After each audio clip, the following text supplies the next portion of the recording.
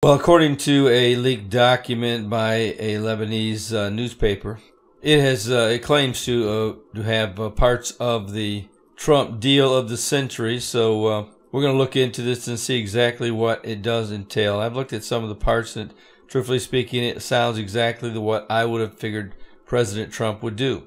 Well, for any matter, any major world leader, that includes the European Union. Now here's some of the details. It says Jerusalem will remain united under mostly Israeli control, with some responsibilities shared with a Palestinian state, including the West Bank and Gaza, according to a purported draft copy of the U.S. President Donald Trump's Deal of the Century peace plan for the Middle East, published by the Lebanese Al Mayadeen TV channel on Monday. The unconfirmed reported data or draft details the timeline and methods of the plan. The parts that were released by the TV channel, which is based in Lebanon and affiliated with Hezbollah, discuss a trilateral peace agreement between the Palestinian Authority, Hamas, and Israel, and in some reports it also includes the Islamic Jihad, in a new Palestinian state would be established in the West Bank and Gaza Strip, excluding the settlement blocks which would remain as part of Israel. Hamas and the Palestinian Authority are currently in talks to hold overarching elections for the West Bank, Gaza Strip, and Jerusalem. Jerusalem will not be split up in the agreement, but instead will be shared between Israel and the Palestinian state, with the Arab population of the city becoming residents of the Palestinian state, according to the reported draft.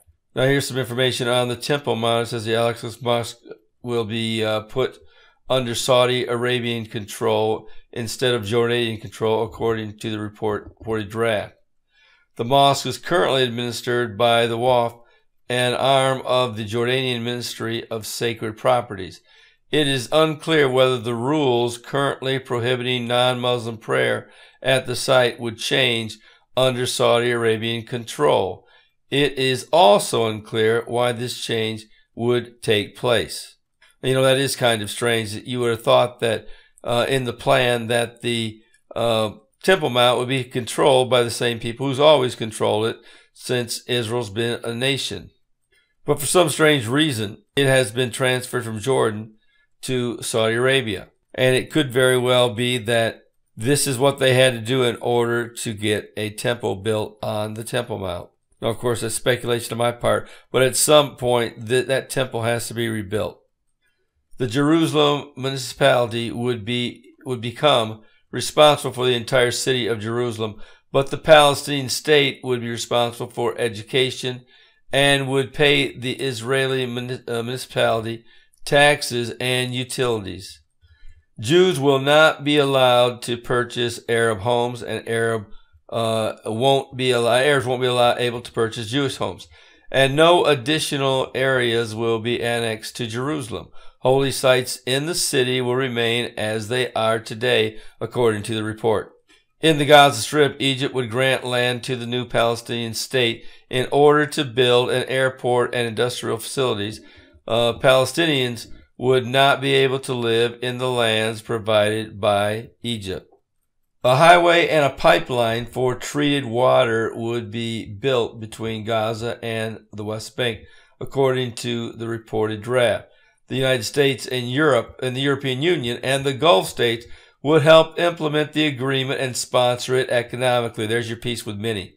And if you're looking for the European Union to be involved in this, there you are right there. The European Union, the United States, and the Gulf states, along with Israel, will all be a part of this peace with many. An annual amount of $30 billion will be allocated over a period of 5 years, and that may very well change to 7, for projects related to the new Palestinian state, reported Al Mayadeen. The United States will provide 20% of the funds in the agreement, while the EU will provide 10% and the Gulf nations will provide 70%.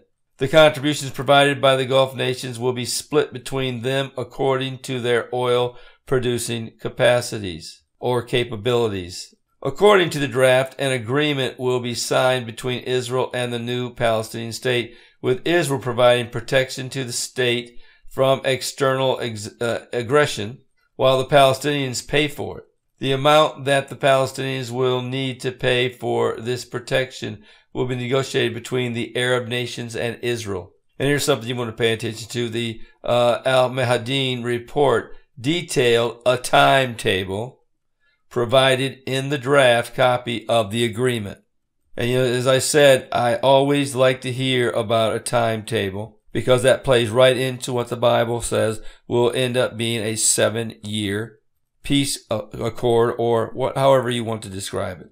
Upon the signing of the agreement, Hamas will hand over its weapons and armaments to Egypt, and members of Hamas will receive monthly salaries from Arab nations. The borders of the Gaza Strip will be open to international trade through the crossings with Egypt and Israel and by sea.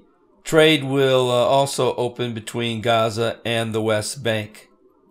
A year after the agreement is signed, democratic elections will be held for the Palestinian state, with all Palestinian citizens being able to run as candidates. Around that time, all prisoners would begin to be released, to be completed over a period of 3 years. Within 5 years, a seaport and airport will be established for the Palestinian state. Until that point, Palestinians will be able to use Israeli ports. The borders between the Palestinian state and Israel will be open to the passage of civilians and goods. A highway that rises 30 meters above the ground will connect Gaza to the West Bank. The highway would be built by a Chinese company. The Jordan Valley would remain under Israeli control, according to the report. Highway 90 will be expanded and will link the Palestinian state with Jordan. The highway will be supervised by the Palestinians. Now, if Hamas and the PLO reject the deal, the United States will end all financial support they provide to the Palestinians and will try to prevent other countries from providing support to the Palestinians as well. And that also goes with the Islamic Jihad. Now, if the PLO accepts the agreement and Hamas or the Palestinian Islamic Jihad terrorist groups don't accept, then the two organizations would bear the responsibility of their decision. In any military confrontation between Israel and Hamas, the U.S. will support Israel in order to harm the leaders of Hamas and the Islamic Jihad, as the U.S. won't accept a situation in which dozens of people control the fate of millions. Now, here's something about Israel. If Israel rejects the deal, the U.S. will end economic support to the state, according to the paper. Now, here's something that you might be interested in hearing. It says, although Palestinian Authority President Mahmoud Abbas has said that the U.S. is biased, one of his chief advisors reportedly said they would not reject Trump's plan outright. Now, some in the international community is trying to put pressure on the European Union and have said that they believe that the deal of the century is unfair to the Palestinians and favors Israel. Now, I don't know how that's going to ultimately play out. Certainly, it's very possible that the European Union could come up with a more satisfactory version of the deal of the century that could make everyone happy. I don't know. But this certainly sounds like something that a confirmed covenant would entail, where if Israel did not accept the plan, they would be cut off and no longer supported by the United States.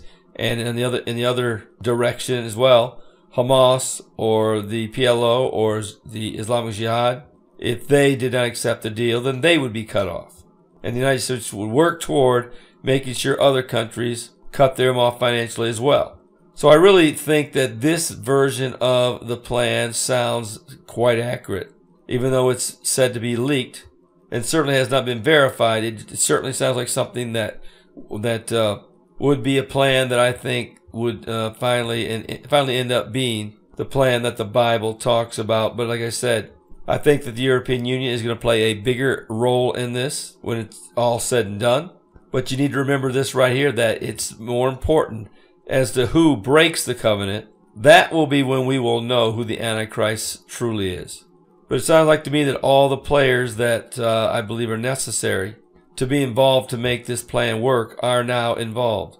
Now the question is, when will this be released? Now I don't know if Mr. Trump's going to wait until he gets reelected in 2020, or if he will try to get this plan secured before the elections take place. And that would be a feather in his cap if he was able to pull this off just before the elections.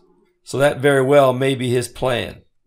But as I can see, it looks like that the president is trying to keep everybody accountable to making this plan work. And if they are the ones that cause it to have a problem and to not be accepted, that they will be cut off financially.